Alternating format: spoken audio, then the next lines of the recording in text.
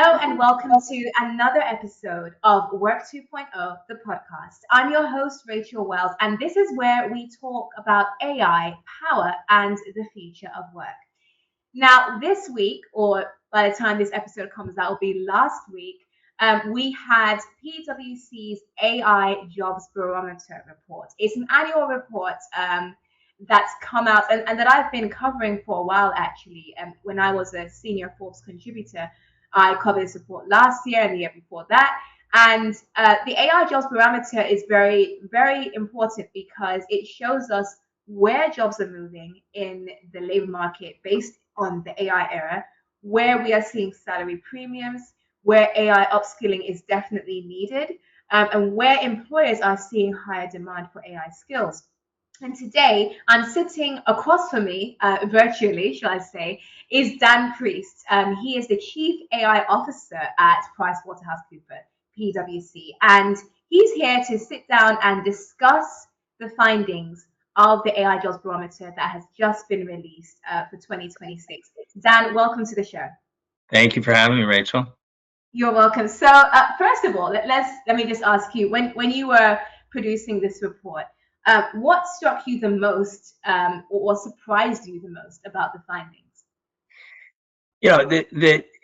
It continues to be a trend that there's lots of fear or concern about the impact of AI on jobs, and yet one of the things that the report shows is that those jobs that are most exposed to AI are also seeing premiums and growth in number of opportunities and also even wage growth. And so there's actually a bit of, not a bit, but a measurably positive effect AI has had. It's disruptive, and it's still having a positive effect on the jobs landscape. I found it surprising as well, looking at the report, seeing that the roles that are most exposed to AI are simultaneously, you mentioned this, you referenced this U dip, where there's jobs on the higher end and on the lower end. The ones that are that are least exposed are seeing the greatest jump in the labor market. What do you think is behind that? Whereas the ones in the middle are not seeing much change. What do you think is behind that U?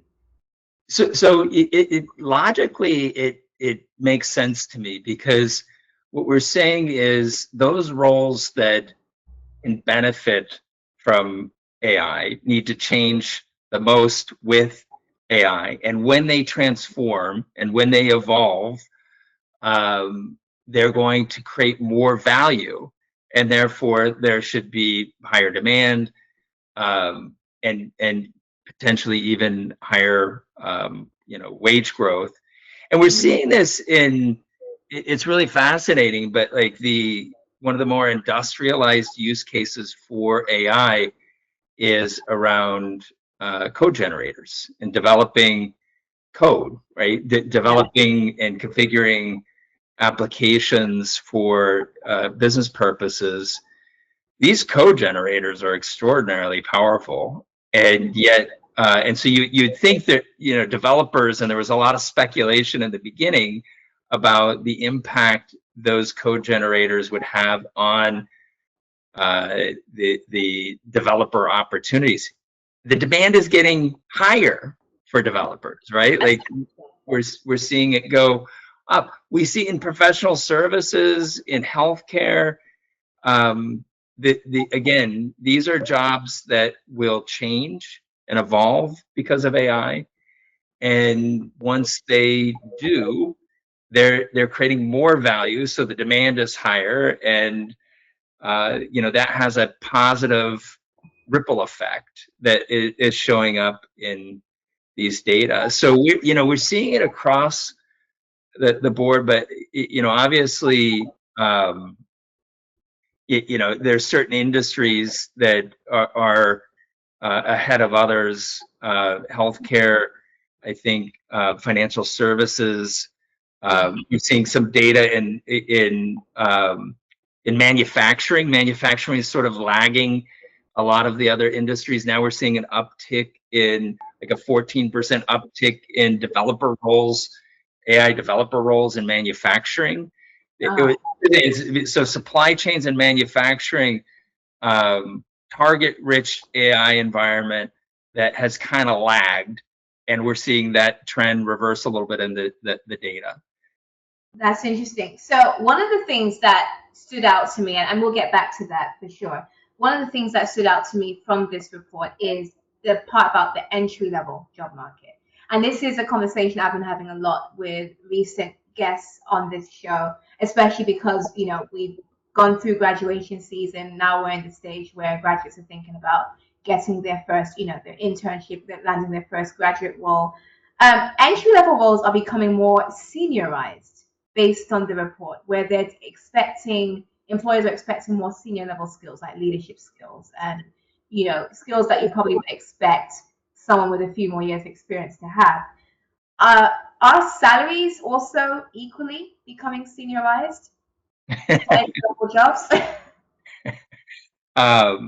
Well, the senior, that seniorizing of those entry roles is very real. I think we said that they're 7 times more likely to demand senior skills like judgment and critical thinking. I think that right now you referenced the graduation season right now. I think most graduates are happy having opportunities like those being created by AI to develop those senior skills and showcase those senior skills. It's the fact that they're being hired and there's demand is the primary benefit. The wage growth is not I think the more evident part of that Right. impact, at least for that segment. Yeah. But would someone rightfully argue, because there's a lot of demand being placed on entry level professionals, where we think about a lot of people have come to me and said, I'm looking at an entry level job and they're requiring 3-4 years of experience. Now they're requiring, like you mentioned, critical thinking and judgment and more advanced cognitive skills. Wouldn't someone rightfully argue, well, since they're demanding so much, right from the offset, should the salaries be raised to a little bit to reflect that level of demand? Yeah, I mean, it certainly there's a case to be made for that, and the people who and we are seeing it overall, right? That the jobs that are in higher demand and more exposed to AI are seeing some wage growth, 20%. It's just for entry level roles. The the growth since we've started doing this. There's pressure, I think, on those entry level roles because of AI. We're seeing, the new college graduates typically are you're going to see softness in the labor market first in those early career stage roles, right? Right. So that sort of has a counter veiling effect on wage growth for that segment of the job market. So I think there's a case to be made, and we are seeing it overall. The wage growth is increasing overall for those AI exposed roles that are transforming and creating more demand. There's a case to be made for it. But I do think for new college graduates, to your specific question, it's more about getting into these organizations and developing and getting into position for the higher wages. Yeah. Yes. Right. Correct. Now, I've got a younger brother, for example, my youngest brother. He's turning 14 this year. And I know that there are many of our listeners who may have younger siblings or children or grandchildren, like you mentioned, who are graduates about to enter the workforce. And genuinely, they would be concerned, and I would be concerned about how would entry level professionals be expected to, because there are some employers who will expect this right off the offset. They're not willing to train the entry level professionals. They want them to come in with these skills. So how do you think entry level professionals would be expected to develop these senior level skills, if they haven't had the chance to master the basics, which are now being absorbed by AI, typically entry level roles, which are a lot of execution, administrative work. Well, AI is taking that. So now they don't have the chance to develop those skills through that work. How would they be expected to develop those skills? And what do you think employers need to be doing now to enable that agency? It's a great question. So I have a daughter who I attended her graduation, her college graduation last weekend. So she's asking me similar questions. Yeah. um, Listen, there's a few things going on here. One is there's still an obligation, and I talk a lot about this, for employers to activate the apprenticeship model. And right, there's domain expertise and specialization that has to be passed down to that next generation. Right. And so if you're a physician or a lender in the financial services industry, and your team makes credit decisions on who gets loans, or you're in a healthcare context at a payer who has to take calls from people trying to understand reimbursements, that there's a domain expertise that goes beyond AI that is still highly relevant and has to be transferred to that next generation. How AI shows up in those circumstances, right? The banking services, the healthcare use cases, any one of them, how AI shows up is being figured out right now. And so a lot of the veterans in those spaces don't quite know exactly how that area of the business is going to change, but they know it will change. And Right. one of the reasons why these early career workers are so valuable is they're really change ready, and they are super AI savvy, and they are capable of helping accelerate that change agenda around key parts of the businesses they're entering. And they should take advantage of that. Like they're not showing up with all the answers. Like there is no fully formed playbook on I'm getting a little bit of an echo. Hopefully it's not coming through for you. But there's not a fully formed playbook that the new hire is going to get on how to apply AI. Those things are getting figured out in real time. And they have an opportunity to help them figure it out and play up, right? That's the interesting thing about to your point about the seniorization of these roles. They get a chance to play up and do things that that aren't the routinized scut work that we all had to do to earn our stripes to get to the next one, right? Like that, like the number one thing that I hear from this segment of the workforce is, give me the best AI tools. Let me delegate into the agent ranks some of the work that maybe isn't as much fun or as interesting. And so I can focus on higher value stuff. And that's now made possible by AI. And my advice to my daughter and to others is take full advantage of that. Got it. And I love that you mentioned domain expertise. Like they have to be able to know what they're doing even without the AI tool effectively, so that they can train the AI tool and delegate to the tool. Because after all, like, what are you delegating? How would you know what the workflow involves if you're not familiar with the domain in the first place? And there's this stitch in time where the person who's been doing it for the last couple decades knows, like, what is the 10-step process that you need to go through. And there's a stitch in time where these new college graduates, the early career worker, they come in and they're not biased by how it's always been done, right? They can fully reimagine a clean sheet without having been programmed for the last couple of decades. Like, this is how you do it, right? And so that melding of deep domain expertise that's been formed over a long period of time, super valuable. and the willingness and the ability to see a process through fresh eyes and not be biased by how it's always been done. There's Yes. an interesting collision, like a creative collision that's happening in some of these spaces that, again, we should take advantage of.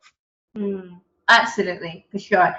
You mentioned in the reports that the 66% year-on-year figure with, jobs experienced the most uptick in AI skills demand, job postings requiring AI skills.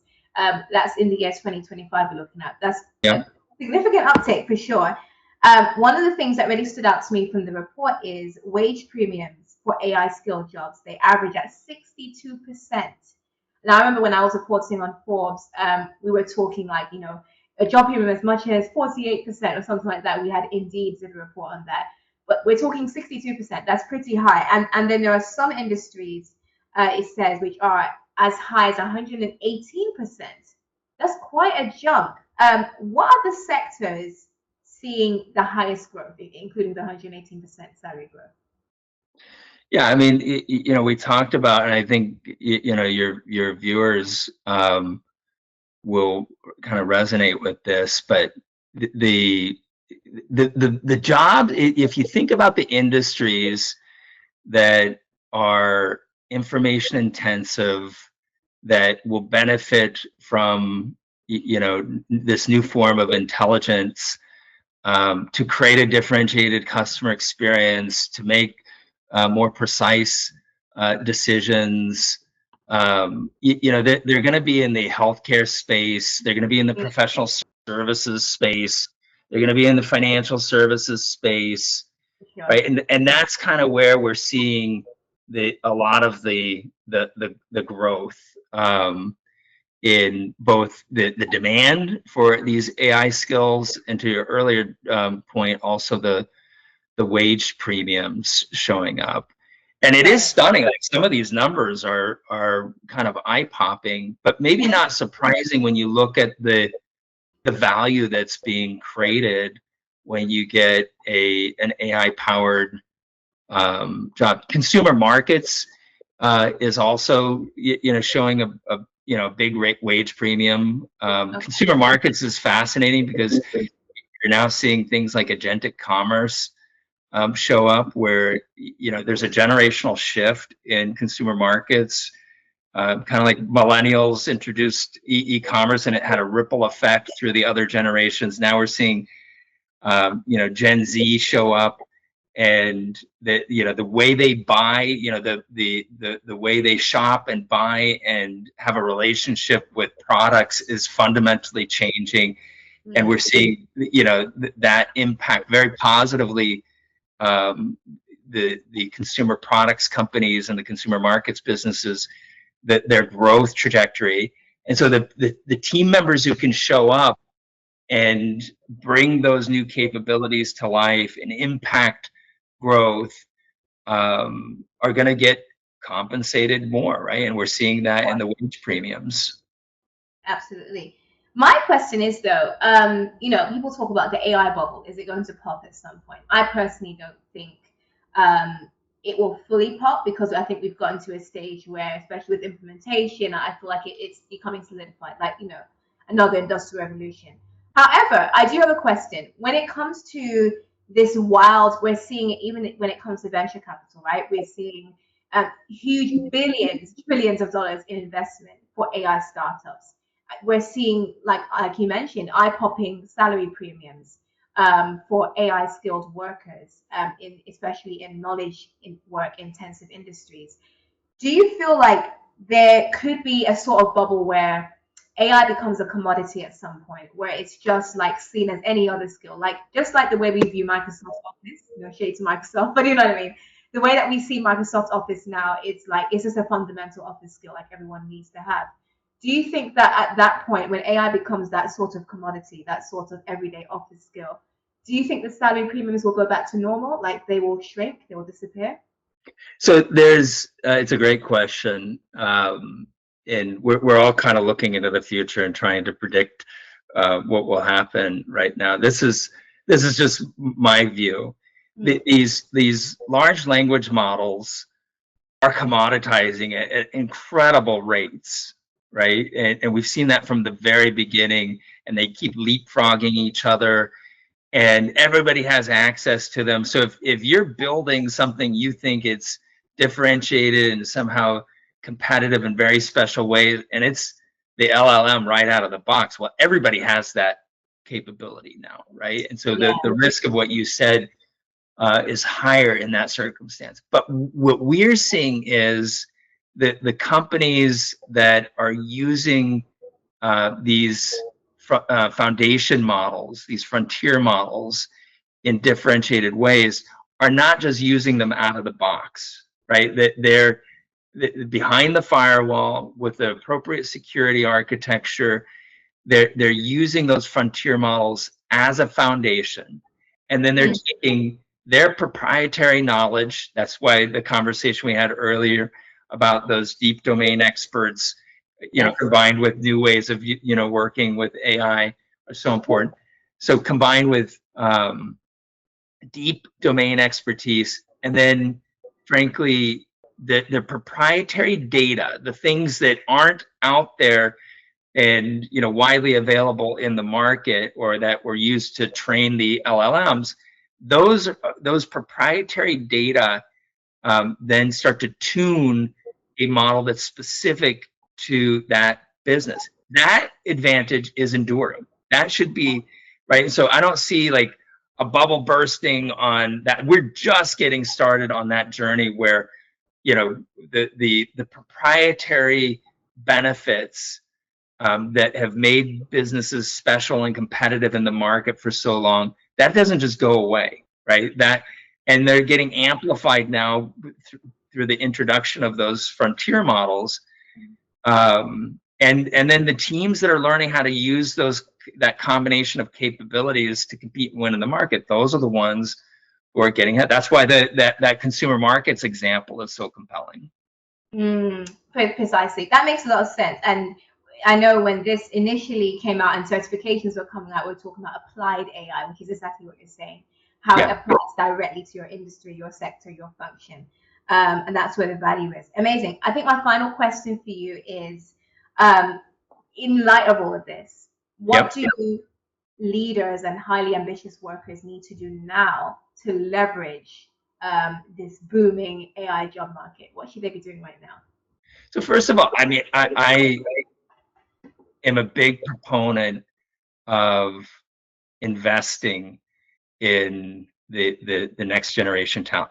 I was on with a bank. One of our clients is a major bank, and they were talking about how they move quickly past the efficiency part of the AI agenda, and now they're into the growth part of the AI agenda. How can they create a differentiated customer experience?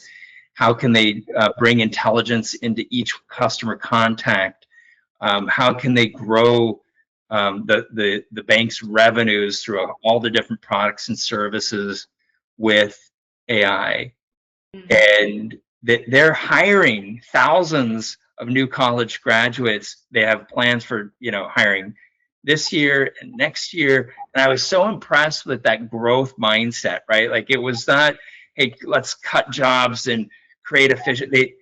It's certainly a part of the agenda, but they see, and we see this in our global survey as well. They see the shift towards innovation and growth as the big opportunity. Right. And the early career worker coming out of college who's been using these tools, who they are AI native, they're going to play a big role in that. So I would say one, the advice I would give is figure out what your growth and innovation agenda is. Certainly, you're going to take some opportunities to get more efficient and more productive. That you absolutely should, but take that talent that you freed up and put them against that growth and innovation agenda. And it's not going to be every single job right now.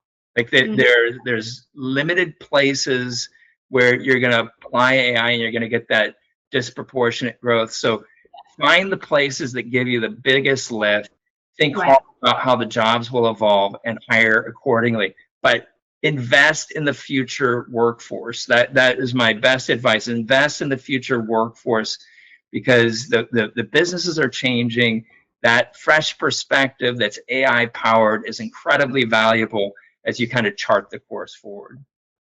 Amazing. Thank you so much for your time, Dan. I really appreciate you breaking down the jobs barometer for us.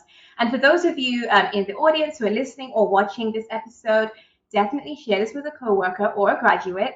Like this episode, comment and share it and rate Work 2.0 the podcast wherever you found it on Spotify or Apple Podcasts or Substack. And subscribe so that you can be here for the next episode of Work 2.0 the podcast next Monday. Thank you again, and I will see you next week on Work 2.0.